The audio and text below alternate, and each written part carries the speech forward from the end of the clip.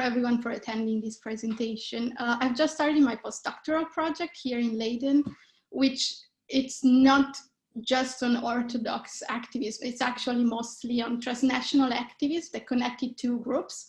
One is Western faith-based organization, mostly in the US and Switzerland, and most of them were either evangelical, either interfaith organizations. And I'm looking at the way they interacted with local religious opponents in Romania. And even here, most of them were Protestants and neo-Protestants. However, throughout this early stage of research, I came across the name of Father Calciu-Dumitreasa, which actually was an Orthodox priest in Romania. And it's quite interesting because in the early 1980s, and I'll just switch slide.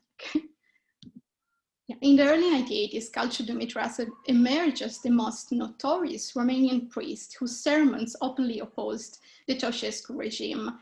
Truly, George Calciu-Dumitreasa was, although at different stages of his life, a political prisoner, a martyr, a prisoner of conscience, but also considered human rights activist, but NGOs such as Amnesty International, but also by the White House. In 1948, he was a young 22-year-old medical student at the Bucharest University.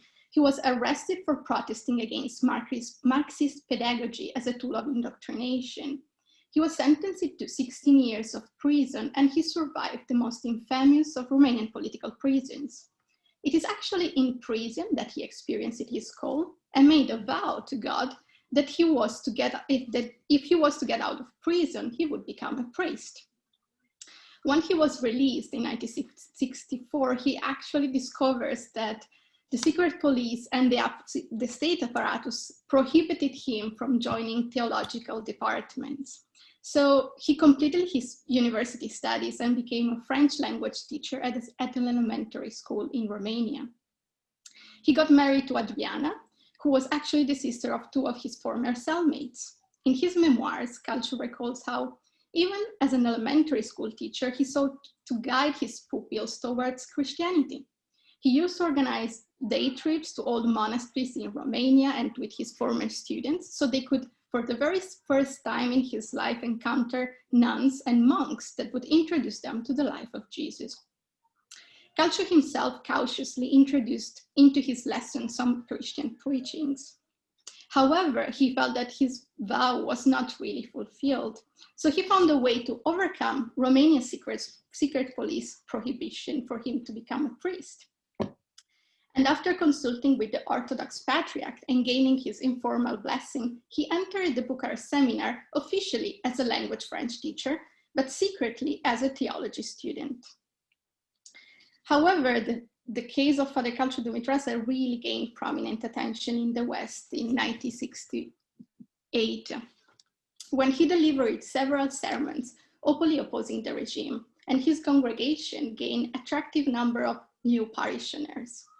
In his homilies in 1978, he called for the independence of the church from the state, of course, the suspension of atheist propaganda, and he condemned the demolition of churches that was going on in Romania from 1977 and went on throughout all the 1980s. However, the real focus of the sermon was the youth. In fact, he titled them 7 Words for the Youth. He urged them to defy the regime. He explained to them how they had the right to freedom. They had the right to choose between Marxism and theology.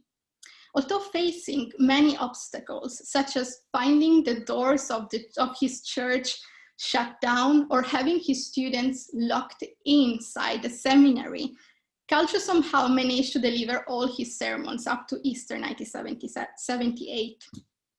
And it was actually not the state apparatus that first condemned him, but the actual Orthodox clergy. So in May 1978, the Orthodox hierarchy demoted him and stripped him of his clerical position.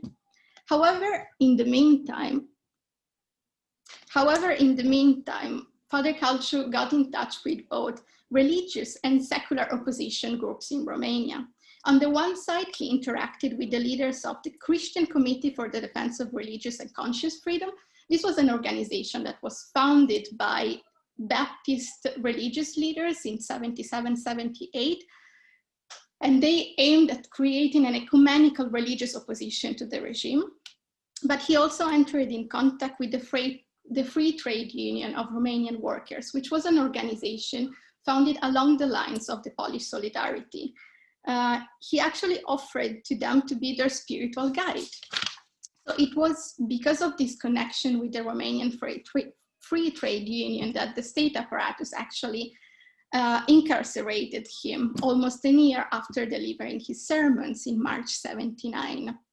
And he was arrested and sentenced to 10 years of prison for propagating fascist ideology. However, his sermons made headlines in the West. They had been recorded, translated, and were circulating among Western capitals. In the early 1980s, his name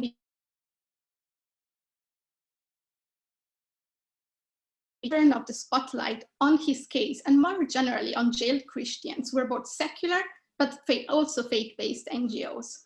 From the well-known Amnesty International to Helsinki Watch to all world-renowned intellectuals such as Eugen Ionescu, but of course he had Romanian roots, but he wrote on Le Monde about his case, but also to smaller Christian NGOs such as the Swiss Christian Solidarity International and the American Creed. They all drew the attention of the broader public of what was going on in Romania as a violation against religious freedom, but also in particular about the case of Father Calciu-Dumitreasa.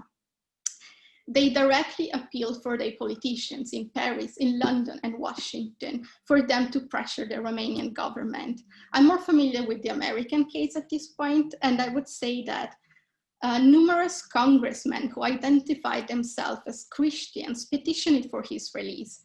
But not only that, they embarked into fact-checking missions under the auspices of NGOs missions in Romania, and they would try to breach the Romanian state security apparatus to visit Father Calciu-Dumitreasa, that back then was under house arrest. Here we see Congressman Frank Wolf, who was one of the main activists on Capitol Hill for the release of Calciu-Dumitreasa.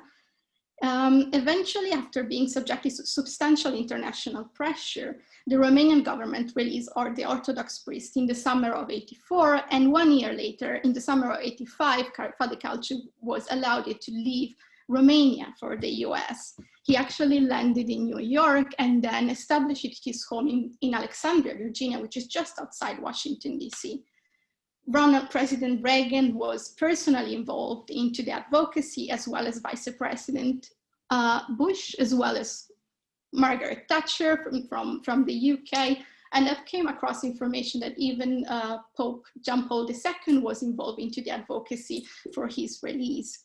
At this point, at this stage of my research, I don't feel very comfortable in projecting about the shift in his rhetoric compared from his rhetoric in Romania and his rhetoric, how it changed in the US. He lived up until 2006 and never left the US. But I would speculate that there is actually a shift in his critique and his homilies from materialism when he was in Romania, conceived as Marxism, of course, to a critique to consumerism, and here it's capitalism, but also to his approach. For sure, when he was in Romania, he had much more ecumenical approach, and this was dictated probably by the pragmatism and realism of the situation of Romanian religious context, which was mainly active in the Protestant and neo-Protestant environment.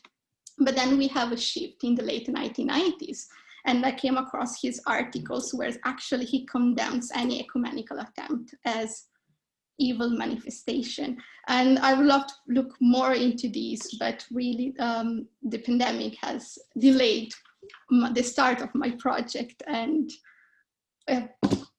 this research as well. So thank you all. I very much would welcome your feedback and comments on this case study.